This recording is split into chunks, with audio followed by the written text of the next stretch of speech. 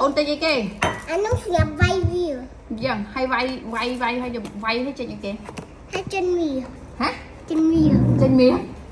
đừng lấy nước là mình tàn hay ôn trong ban rồi nè ôn trong ban các bạn nè dần hả bạn mà mẹ đi kìa khác hơn đâu nữa 1 2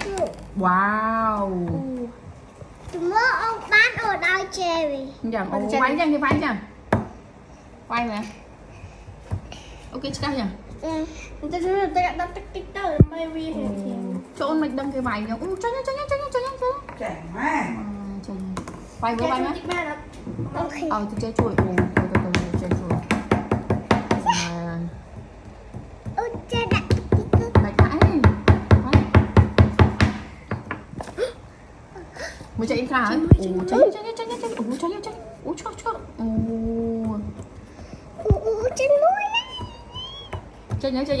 nhớ chạy cái trên vùng mũi xí kia trên vùng mũi cái nữa chơi ôi dạ được ít đi cái khiến cho ta bọc bóp những cái tím mà bà trên lòng bơi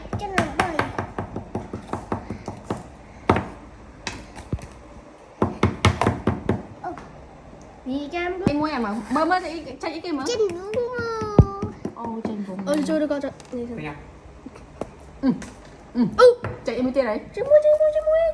ê cho được bạn trên quả bánh mới chạy cái mũ khô vết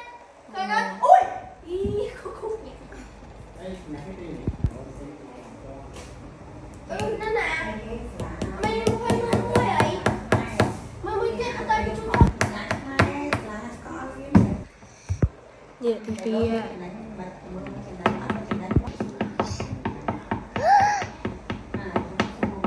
trồm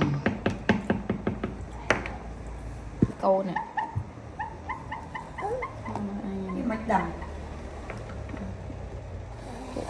cái surprise để vì tha Dưỡng mặt bấm. nè ba là nước muối đó mà là mua à hả xong đi thì chạy được đom nữa cho tao ớt gì ơi bây giờ thấy bị sao Không phải cài. tôi cái lát đấy ôi cha ba mình